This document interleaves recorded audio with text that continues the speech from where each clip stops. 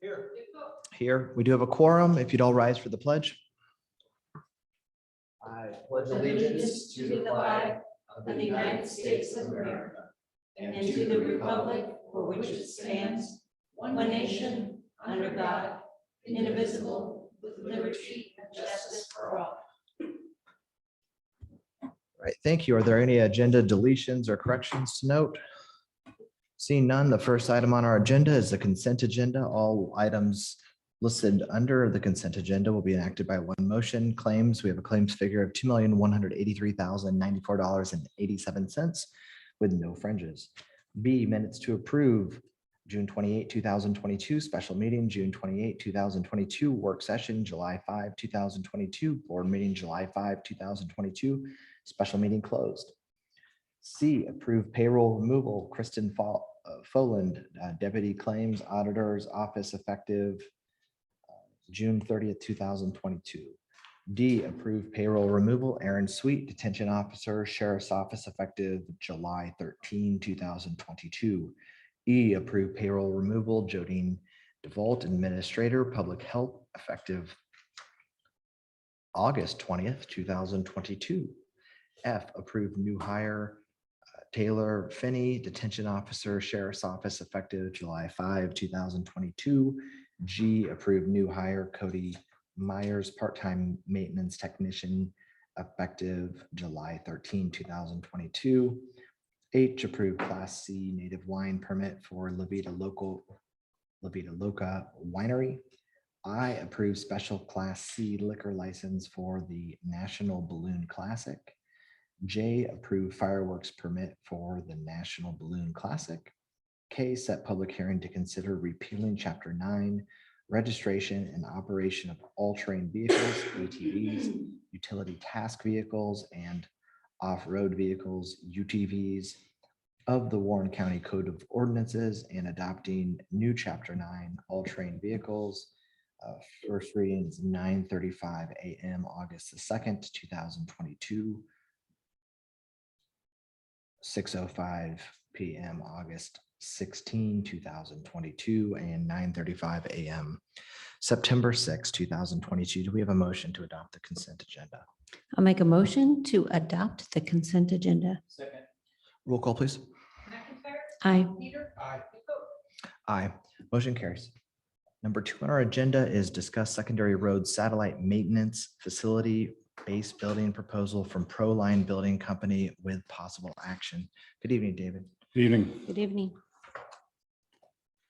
So we've had a couple meetings with Proline and how we started the process. We did reach out to some other counties and through some recommendations, we came across this company out of a handful of them. And I think what I've seen is I think their track record speaks for itself in the area. I'll note that this is what you see before you tonight on these 2 items is basically a shell of a building. And the second project here is the actual slab of concrete and some liner. So this is not the full development of the site. What this gives us though is a footprint so we can still do some grade work to at the site where we need to. Then we'll grade work and then we'll also be using another local contractor, hopefully, to install a septic system. So it's not a fully developed site with this package, but it gets the shell of a building and the slab out for a satellite maintenance facility in Pearl, Iowa area. And the gentlemen from Proline are also here today. If there's any further questions or any details you want to ask them. Okay. They gave us a very detailed presentation. I never knew wood buildings could be so complicated. And so I learned a few things, but I think Pat and Dan took the time to travel here tonight. So I appreciate that. So that first item, the total we're looking at to put the shell up is $119,533. And when I say shell, it's, there's still insulation, there's still things like that. It's more, we're going to stub the utilities out for future connections, such as the septic system, electrical, water, things like that. Okay. Is there going to be a concrete floor in this? Yeah, the second item is the concrete floor and steel ceiling liner. And that totals $63,377. And this was part of the overall funding application for that shop site. So moving forward, every single cost is going to be presented to the board that's associated with this project, since we are intending to use ARPA funding with this. So you will see the earthwork quotes and, and invoices and things at board meetings. So moving forward, if we quote, say, Vanderpool to do the septic tank, you'll see those quotes at board meetings. And David, can you refresh my memory? What was the ARPA allocation that the board set forth for the satellite building? The total developmental cost for the property we set was $300,000.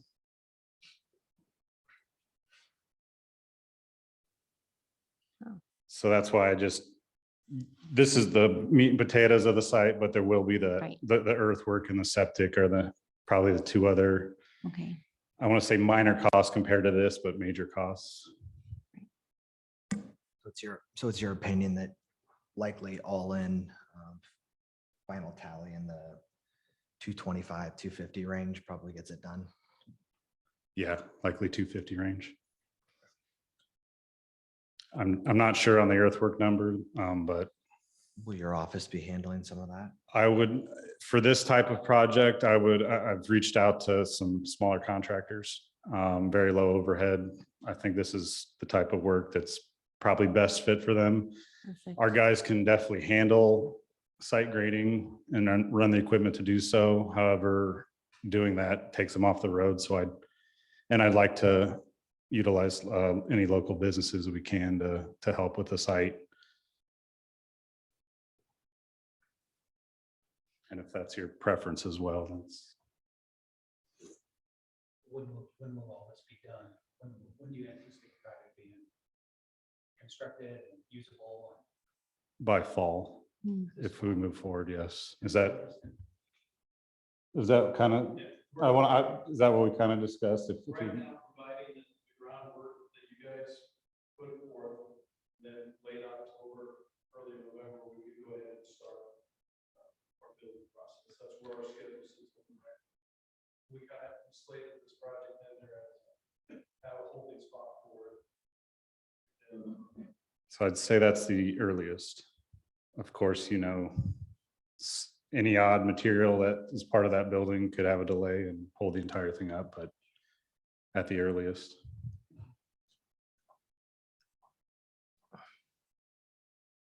So you're looking for an approval for this? I see one bid in here. I don't see the concrete number unless I'm. The second item is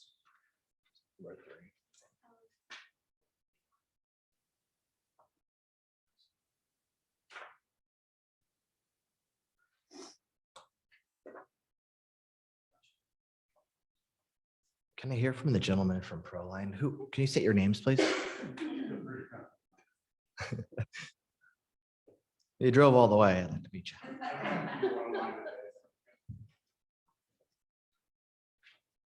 My name is Dan Walker of Proline. Yep, I'm Pat Wissy. Okay, great, Pat. I thought you might look familiar. Pella guy originally, right? Yes, And is there a Nunakoven, a Nooper at that one, or is that a different? Duper was with us several years ago. Years back. Yeah, he had since. Okay. Got it. Awesome. Slated for the fall sometime work into your schedule? Yeah, that's what, we have a planning meeting every Monday, and that's kind of where our schedule's sitting, that we can start. Of course, there's always, as soon as dirt work gets prepared, we have a lot of things that we could put in the action prior to that. So it's always a step-by-step planning stage. But our final completion, we could look at late October, early November. And once the materials are there, is it like a week project, 3-4 We're days? probably looking at like a month for something like that, again, depending Okay. on the insulation and stuff. So, what we like to do first is get the posts put in the ground. So getting the dirt work done is of high importance, just because we want to get the concrete down before it gets cold. So. Yeah, if it gets cold, it's gonna be spring. Right. Okay. We don't want to incur cold weather costs. We don't want to pour it. Yeah. Things to put on concrete. We're well aware of heating blankets. and Cost of concrete, go figure. Blankets themselves. Yeah. The actual part that people see goes really fast. It's everything that leads up to it. So Right. you could drive by and see posts and concrete on the ground. Once we put our people, it's like a 4-day process to actually erect the building after everything on the base side is done. Okay. It's Okay. that 3.5 weeks prior to that sets everything up. Okay. So your company's gonna be responsible for all the materials and all the labor, and it's a total design build package. Correct. That's Yes. correct. We'll work as the general contractor after David gives us to go ahead on the dirt. Okay. Good. That's all I had for you guys. Thank you. Yep, thank you. Thank you, Thank guys. you for the opportunity. Thanks for being here. Okay, so that is the discussion on action items 2 and 3. Are there any additional questions for David? By my math, we've got about 300,000 that we've allocated up to, not to exceed from ARPA dollars. It seems to me like if our engineer's office does some of the dirt work themselves and or farms it out, depending upon cost, we probably should be in the 250 range, and we'll have a little return on that. So I don't see any issues with it. I think it's ready to go, shovel ready, and I'm in favor of it. I'm in favor of this. Yep. Okay, so I will make a motion for accept. Could you please do 2 motions? Okay, sure. I'll make a motion to accept the building proposal from Proline Building Company as explained. Second. Discussion from the board. Seeing none, roll call, please. Aye. Aye. Aye. Next up, I'll make a motion to adopt and approve the maintenance facility concrete and lining proposal from Proline Building Company. Second. Roll call, please. Aye. Aye. Aye. Both motions carry. Thank you.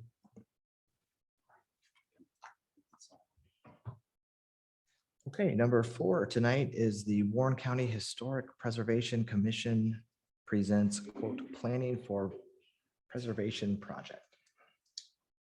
Hello. Good evening. Hello. So my name is Alfonso. I'm with the Warren County Historical Preservation, and Judy Russell here is joining us. Over a year ago, with the support of the Board of Supervisors, we applied for a grant for planning for preservation project that it was sponsored by the state, and we got the grant, and we just finished the project, and the Rebecca Lauren Marcarl with the Sparks Consulting did the project, finishing the project really, and put it together, and we just got it, the final documentation in May 31st. So we are in possession of the actual document. We're going to put it now for the public to access it through the website of the Warren County Historical Preservation. And it was actually a really successful project. We drove almost with all the volunteers around 1,800 miles in the county. We survey every single township, every structure, bridge, farmstead, church, cemetery that it was more than 50 years old. It was inventory. It was specified, photographed, and then put into this project, sent it to the consultant. And what the last step of this project was getting the money back from the state, the money that the county already paid. So I wanted to make sure that everybody here was aware that it was finished, and I need a signature from Aaron to submit the final to the state and get it, if I ever find it. Okay, here we are. So this is the, so what we need basically is your signature, and I think you should have a copy of all the supplemented documents, which are all the in-kind hours. the miles and the consultant that it came up to 15,300. So we're going to get back from the state $10,800. Wow. So That's the great. contribution from the county, it was $4,500. Mhm. So in money wise, in miles, it was donated $730 in miles driven by all the volunteers. And in hours invested by the volunteers, $6,000 worth in kind. So this is how much it's been a year project. So I just want to say thank you to all of you for support this. Now we're going to have enough information for doing more extensive project for communities that might need it in the future. Wonderful, Alfonso. Thank you very much for your time and dedication and getting that completed. I happily signed it for you, and thank you Appreciate it. sincerely for all Any the questions? volunteers too. No, Nope. thank you. Awesome. Yeah. Thank you.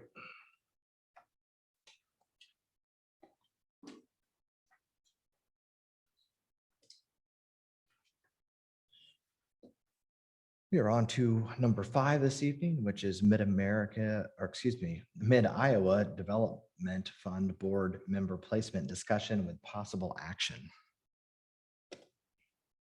Okay. What was it?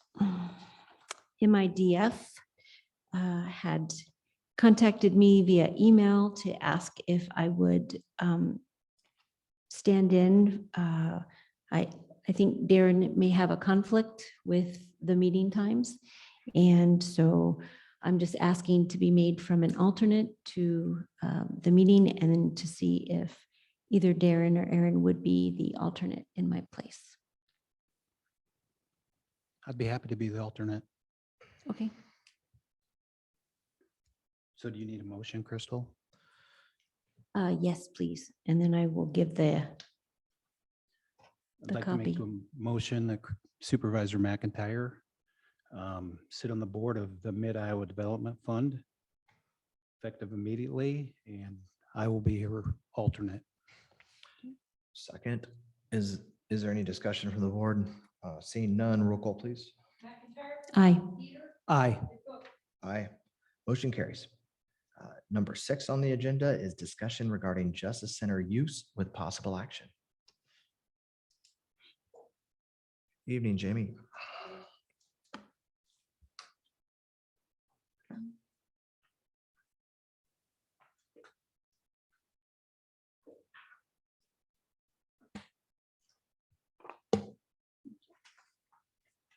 So a couple of weeks ago, the city approached me about the possibility of using the front steps for the RV TV that's coming to town to cover the Indianola football game. And I went back and tried to find the old county use permit. Crystal sent me what she found from like 2007. I kind of looked at it, Yeah. and I think we probably need to update it. So that's kind of originally why I came in, is because Charlie from the city had inquired about that, and I told him that I was going to talk about it tonight. So if I have him here, so that if you guys have questions about the RV TV night, you can ask those. I did talk to Sheriff Carrico today, and he didn't have any concerns. I showed him the map is what Charlie presented to Darren and I last week. That's kind of the layout that they're looking at. They had interim police chief Cher was there and voiced concerns, as well as Joe, that they've set this up so that the big screen viewing area is on Buxton, and they left that one area that's going to be open so that in case the sheriff would need to have anyone brought in, they won't have any problems. They'll keep that clear for them. Their idea, well, if you'd like to hear from Charlie, I'll let him explain all of the fun details, but kind of, we need to update our use. I do have some other people that are wanting have some other asks of us from the building. So ideas like displaying posters, those types of things for upcoming events. So I think maybe we can. How about a work session for that aspect? Okay. But for this one, since it's a little more pressing, what's the date on the proposal for the TV folks to come? September 9th. Oh, there it is on the thing. Okay. Yeah, I'm happy to get that or a decision on that so that we can at least move it forward. But I think for the actual use policy, I think we'd be better served getting the sheriff and maybe some of the users together and do a work session on it. Sure. But for this, I'm happy to do it. Okay. But yeah, I assume that there's going to be other asks like, could we do a farmer's market here? Or could we do, pick your whatever. So we probably should have a standard operating procedure for it. And then you can deviate from it from specific, for specific reasons if you need to, but perfect. Charlie, how are you? Hello, Yeah, really Charlie. quick, and I'll just explain the event, and I'm here obviously on behalf of the city, but the Downtown Merchants Group has kind of been a little bit bigger part of the actual planning of what WHO Channel 13 refers to as kind of a street party / carnival that they're looking for as part of this event. I'm assuming everybody's kind of familiar with this event that takes place annually. So if you need any more explanation on that, let me know. But we've worked with a few people on this, and really what we are looking for, as we've discussed as a group, is the Channel 13 is coming down here. They're going to be doing live news broadcasts from down here. So our thought was to give them the backdrop of the front of the new Justice Center as part of that. So we're really trying to stage a lot of the stuff that will be happening with them on Howard Street there. Additionally, we've talked with the Merchants Group, and they wanted to look at possibly having a band be here as well to kind of, they're going to be doing their live news broadcasts at 4, 5, and 6. They will then go out to the high school and broadcast that game. So they'll kind of then vacate the area, but just us kind of capitalizing on the event that takes place that afternoon and maybe extending it a little bit more into the evening. And just the business owners are really, I think, in favor of something like that to kind of help generate some business and some activity on the square. So I say all that because they're exploring the possibility of having a band. And when we looked at locations for the band, they wanted to see if the county would be agreeable to allow the band to perform kind of on the front, the front steps there of the courthouse, and just allow patrons who are looking to see the band be on kind of the bottom area there to view that. So I think the other layouts are somewhat, I guess, irrelevant to that request, but the request that the city is looking at right now would be to close down approximately 5 blocks of streets in the square. So all of Salem between B and First, and then Howard Street up to Ashland, as well as Buxton Street up to Ashland. And as Jamie mentioned, and I had a conversation with the sheriff as well today on that, but we'll make sure that there's at least a free path into the bottom portion of the Justice Center there in case anybody needs to be brought in during that time. And we'll work with our PD to kind of set up the security on that and how that takes place. So other than that, happy to answer any questions. We're still kind of in the planning process of this. We've only had a few meetings on it, but just some of the bigger things that we are looking at right now, I think, are depicted on this map here. So What time would the band be performing? we don't know for sure yet, but the thought would be if they're going to do their live broadcast, the last one would be at 6. It would be sometime after that. So my thought would probably be 7 to 7:30, somewhere in that range. Okay. And we're also trying to work with the high school to make sure we're not drawing too much away from that game that evening as well too. So kind of timing maybe 7:30-ish to get some people off to the game, and then anybody who's still sticking around to be then. And then we plan on, we're working through the noise permits on the city's side of things. Typically, from my understanding, bands typically go 1 to 2 hours or something like that. So I think the band would be done a little bit sooner, but we're still looking at the event being over with around 10:30, I would say. Okay, thank you. So if the event starts after 5-ish, the courts will be.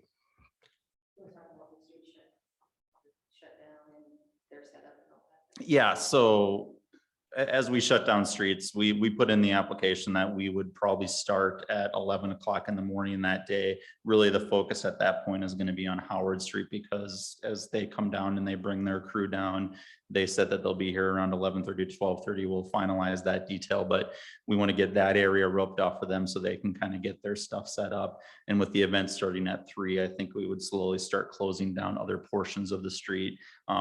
We're very mindful that obviously the Justice Center is fully operational, probably at that standpoint, and there'll be people that need to leave. So we'll keep paths in there for them to get out of the parking lots or anything like that. But I think as far as that day, we would probably just need to discourage on-street parking, because we're going to have vendors and stuff like that that would be coming in and needing to set up in a few areas. So.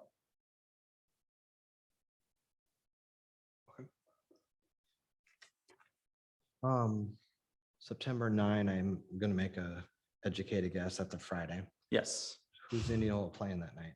Pella. The plot thickens. It's gonna be a fun day. All right. No, I don't have any issue with it. As long as the courts are generally okay with it and the sheriff has access, then I'm guessing most of the activities are going to be sort of after hours. Sure, we could get someone might get booked in the jail, but it looks like there's a path for that. I don't have an issue with it. I'm sort of pro bring some life back to the square, make use of the site when possible, so long as it doesn't impact or interfere with the comings and goings of the building. I'm fine with it. I think with everything, we'll be very flexible too. I mean, I think we've done a pretty good job of partnering through both construction projects and all of that too. So, whatever we have to do to make it work, we're willing to make some adjustments here and there. So I would say it would be a cautionary tale though, if you box the judges in and you don't let them leave. So, I wouldn't recommend it. I wouldn't Would either. not. So we'll make sure that everybody's able to get out if they're in there. So I think the biggest thing is, and whatever formal process we have to go through to get permission to use the front house, the front steps there, we'll definitely go through that process, no problem. But I think from the standpoint, we'll kind of keep continuing along unless I hear something different to kind of plan on that area. We do have a plan B if it doesn't work, so that's fine. But we'll do that. And then again, if there's going to be a formal process of approval, we have to go through any insurance or anything like that we have to do. I think we're all capable of doing that, but we'll take that process as it comes along. Is there a quick poll of the board? I'm in favor. And Yeah. when Charlie brought this up last week, I asked Doug Eichholz, I was concerned about liability, someone falling down and getting hurt, and with the insurance coverages in place, and there may be some things we can do for safety wise, just to rope some certain areas off on that step to make sure no one's to make sure that everybody's safe. But I'm very comfortable that we can pull this off and everybody can have a good time and everybody can be safe. And Doug didn't have any issues with it either. And now that the sheriff doesn't have any issues with it, I'm in favor. Mhm. Exciting to see something back on the square. I agree. All right. Well, Charlie, I think there's your answer. Appreciate it. We'll Thank you work, very we'll work much. with you on it. All right. Thank you. You bet. Have a good night. All right. Number 7 is discussion regarding 3 doors in the Justice Center basement with possible action.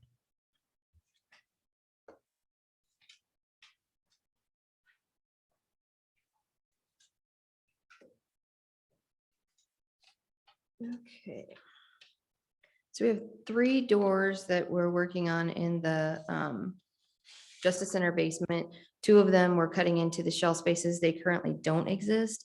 One, we're changing from a local access to a detention grade door. We asked DCI to kind of do a workup for us so that we could have an idea on what the cost was going to be before we just said, let's go, even though we know that it needs to happen.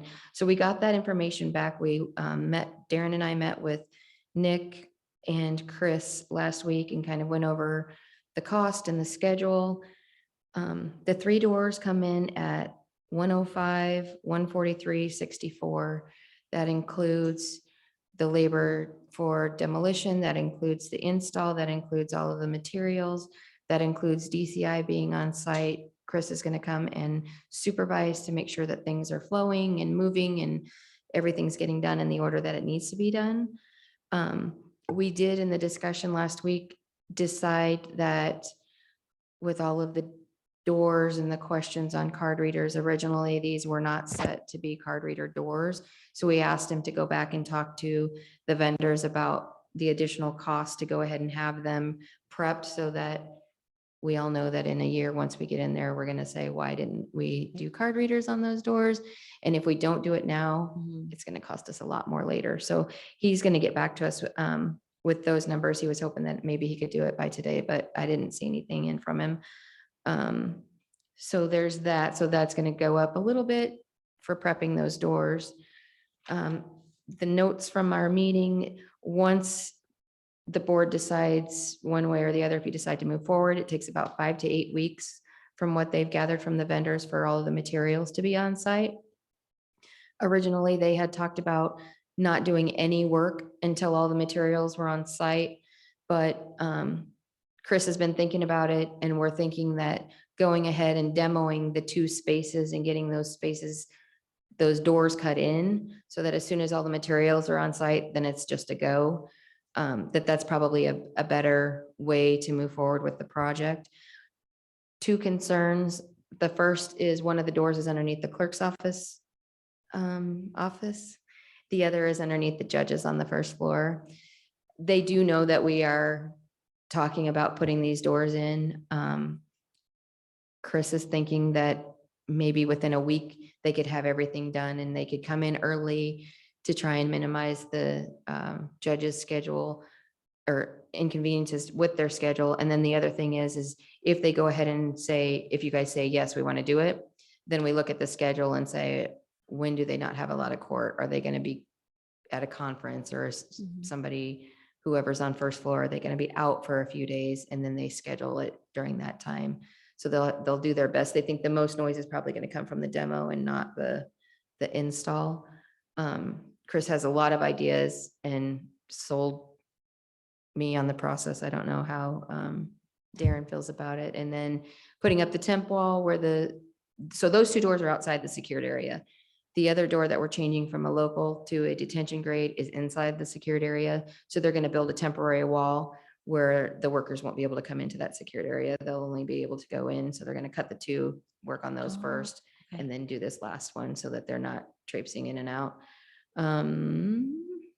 They will all have background checks, all the workers that come in. They'll send me their info. I'll get it to sheriff and they'll do the background checks. We will put the dumpster out by our dumpster. One issue that we have is we will have to be responsible for deliveries when they're not here because they won't have anybody on site working. So he said he'll do his best to try and get it scheduled so that I can let maintenance know, hey, these things are coming and we need to get them in. But we all know how that goes. So the pricing doesn't include project management? It does include project management. Yep. Doesn't include card reader prep, Right. which is going to be just the DAP. Right. And they anticipate 160 hours is what they put in to the schedule for the supervision part of it. Obviously, if it's less than that, then the bill's going to come in lower. The only difference between this and all the other projects that we're doing is that the contractors have asked if they could bill us directly instead of through DCI. So it's being done kind of under the contract, but outside the contract. So they would just bill us directly. I would submit those to the board instead of them sending it to DCI signing off on it and then sending it to me. And then me giving it to Megan. So that was really the only, they'll send us individual quotes. We'll sign off on that quote saying we're good to go, and then they'll get rolling. Thank you, Jamie. That Mhm. was informative. I'm supportive of it. My only comment would be that it would be my strong preference to try to work around the schedule of the clerk's office and the judges as best as possible, because there's going to be 3 to 5 days of work there. It would sure be better to hit nights and weekends or thin court days as opposed to others, especially if the first floor courtrooms are being utilized. I think that'd be not ideal. Was there ARPA money allocated for this at all? We had $30,000 in ARPA money for the door that we were switching from local to detention grade. So there's that. And then there's some other ARPA money that other projects have come in lower. It's gonna take a big chunk of our ARPA money, but I still feel pretty confident that we'll be able to cover this under ARPA funds. Or if not, it'll ding the contingent budget remainder just a little bit, but I would guess less than 20, probably. Yeah. Even if you utilized all the ARPA funds. Okay. Wonderful. Do you need a motion? Okay. Would anyone like to make that motion? I'll make a motion to approve 3 doors for the Warren County Justice Center. Second. Is there any discussion from the board? Seeing none, a roll call vote, please. Aye. Aye. Aye, motion carries. Thanks, Jane. Next up is our budget report. Good evening, Megan. Hello, so we have the budget report for June, which was the last month of the fiscal year 22. And I am starting with revenues. The revenues to note that came in a little bit lower than budgeted this year would be the treasurer. Their various fees were a little lower than budgeted, as well as our interest on investment was budgeted higher. But as our balances went down, the interest we received also went down. Next, we have the sheriff. Revenue is down. We still are trying to receive some of our contract law enforcement payments. So any of those that come in will be accrued to fiscal year 22, but will be received in the fiscal year 23 budget. And then we only received about 60% of our budgeted sheriff fees. And then we have nutrition, and actually I don't have wellness marked, but it would be the same thing for wellness. We received less this year because we actually transferred less to wellness and nutrition because they didn't have the need that they were budgeted for. And then finally, you'll look at capital projects, and that revenue looks way more than budgeted. That's because we got the GEO bond funds for the 911 project, for the secondary road shop, and we completed that $600,000 transfer for the Justice Center. So if we're looking at our overall revenues, they're 112% higher than what was budgeted. However, if you take out the capital projects and ARPA, and this number is a little bit different than what you see on your form there, because I realized I didn't account for taking ARPA out of the budgeted amount. So we are about 105.9% of what we had budgeted in revenues if you take out ARPA and capital project funds. So those are our year-end revenues. And then next, I think in your packet is the fund balances. And again, this just goes over our year-end fund balances and then compares them to the prior year. So we're ending with 6.2 million, a little bit more than that in our general basic fund, 1.8 million in our general supplemental fund. Those are some of the bigger funds, and then you can see the rest down there. And then finally, for our fiscal year end expenditures, so you'll see nothing is highlighted in there because after we completed our budget amendment, nobody was over budget. A couple of things to note though. So if you look at our grand total of what was budgeted versus our year-to-date expenses, you'll notice there's about $11 million that was budgeted but wasn't spent in fiscal year 22. The two biggest parts of that would be the 4.3 million that I went ahead and budgeted for it in fiscal year 22 because I didn't know when the community projects would be spending their funds. So obviously that will kind of run over into fiscal year 23 and beyond. And then the capital projects, we had budgeted for the Justice Center expenses to all be completed in fiscal year 22. But some of those will actually be completed in fiscal year 23. So you'll see the Justice Center on an upcoming amendment for fiscal year 23. Any questions about any of those? When do we get our second allocation for ARPA funds? So we should be getting that a year after we got the first, which I think is in August, So it should be coming out here. pretty soon. Yep. Yep. I think these reports look great, Megan. Good deal. All right, thank you. Do you have any questions for her, Crystal? Okay, She's wonderful. all right. Next up, moving right along, we've got receive and file reports. A, the recorder, B, general assistance, and C, Humane Society. I'll make a motion to receive and file those three reports.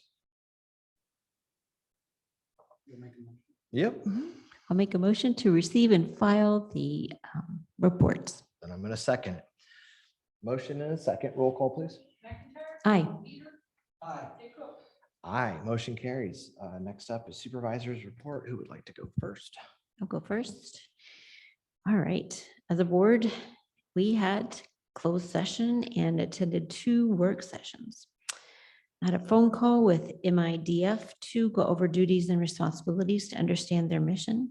I was also given an update to geo-permitting.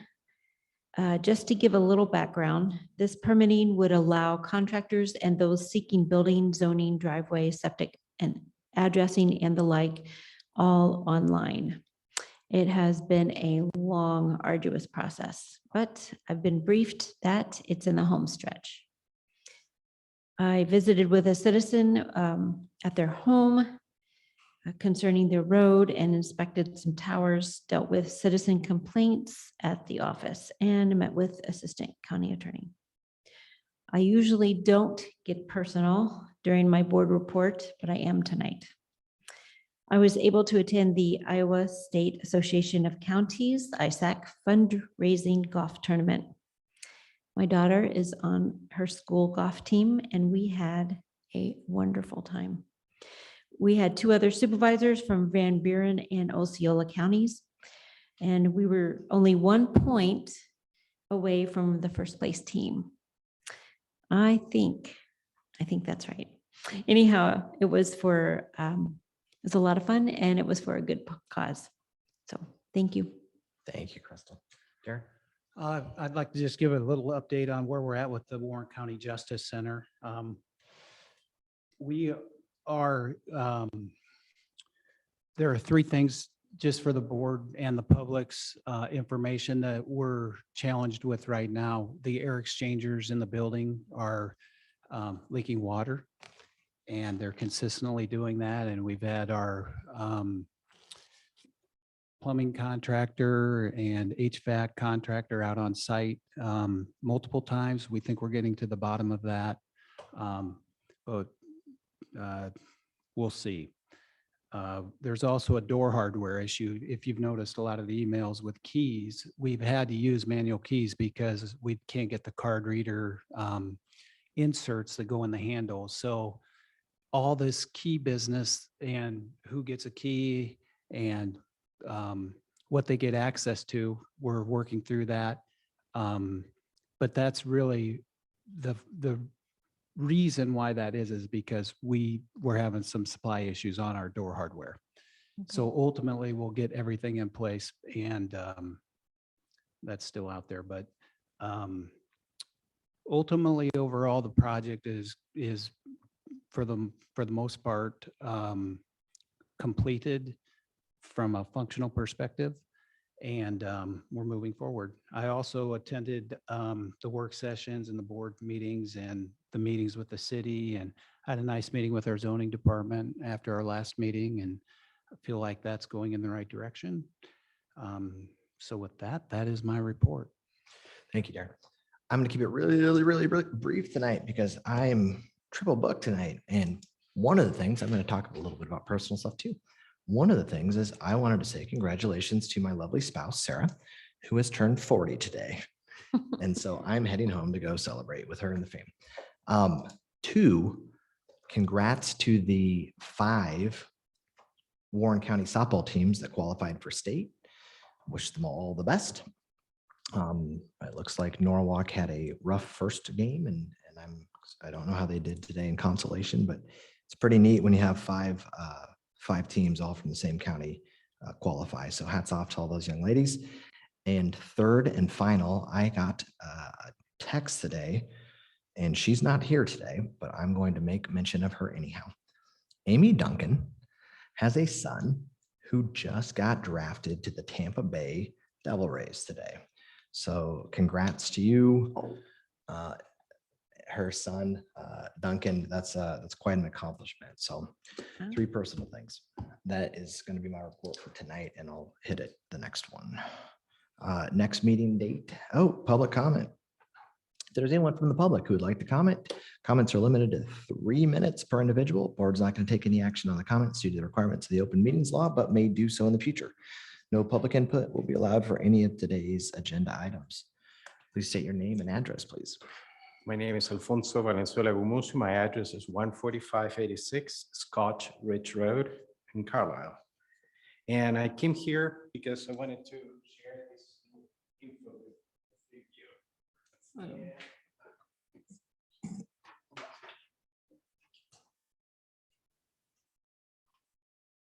So the first page is a little information about a little plant that many Iowans call weed that is on the ditches and basically all over the place. It's called chicory. Right now, it's funny, I took pictures. There's 2 pictures on the bottom of the packet that I did in 3 different areas. The plant, when I took the picture, was like a foot tall, and it's right off the shoulder of on the top part of the ditch. The reason why I bring this up is for a couple, it's an incredible amount of food for bees. And I'm a beekeeper in the farm. And unfortunately, I'm not sure if you have read the amount of colonies dying all over the country. Not only because of overspray for the farm production, the heat, and the lack of food. So unfortunately, right now, if you look on the fields in Iowa, corn just is tasseling, soybean doesn't have any flowers yet. So this period of time is crucial for food for the bees. And unfortunately, when I took the picture, the following day, the maintenance people from Warren County with the big mowers, they mowed it all. Wow. So what I was going to suggest to the 3 of you, if there is a way, talking to the people they do maintenance, delay this by 3 weeks, maybe a month. So if we're talking probably for the 15th of August, the plant already, the flowers is dead, there's no more food, but by then soybean is blooming. Right. So bees will have some food as well. And we have in Warren County a ton of beekeepers. So I think a lot of people benefit from it. I put a little bit of information there. It's a really good weed. In fields, people, they raise cattle, sheep in my case, they have a special type of enzyme that helps with load of internal parasites in a natural way. You don't have to be deworming. So it has a lot of benefits. And I just wanted to share that with you, hopefully, because not only saving money in gas for this guy driving up and down all these roads, it's a big tractor. And maybe delay it a whole month, it will be ideal. I think we can feed the bees and save some money in gas, I would say. The other question I had is if there is a way, and this is very personal with the Scotch Ridge Road, we have a speed limit of 55 miles per hour. Unfortunately, right before my farm and then going into Carlisle, there's an S curve, it's double. So we all know a speed limit here is a suggestion. Nobody really pays attention to them. And it's extremely difficult for people when they realize they're in the curve to really put the brakes on. We had an accident almost, I don't know if the lady died or not, right in front of my house last year. The sheriff can give you a little bit more update of what happened, but this continue happens. Now we have a lot of people that bring cattle to the street, and cattle gets away sometimes. And they're always calling me, your cow. I don't have cows. So I need to find who is the farmer of my neighbors that they escaped. So you have animals, big animals crossing the road And you know what happens when you hit a cow. I mean, somebody can die. So the idea, possibility to maybe lower the speed limit to 45, it will be, I mean, super, super appreciated by pretty much the whole road. Everybody I've been talking to, and a lot of children, they're moving to the area as well. So it was kind of like our comment. Thank you for your time. Okay, thank you. Thank you very much. And I also think chicory is beautiful. I like it. Yeah, we call it blue cornflower. Yep. Oh, cool. Neat. Very interesting. All right, our next meeting is Tuesday, August the 2nd at 9:30 a.m. here in the board meeting. Do we have a motion to adjourn? So moved. Second, roll call, please. Aye. Aye, we are adjourned. Thank you all for your time.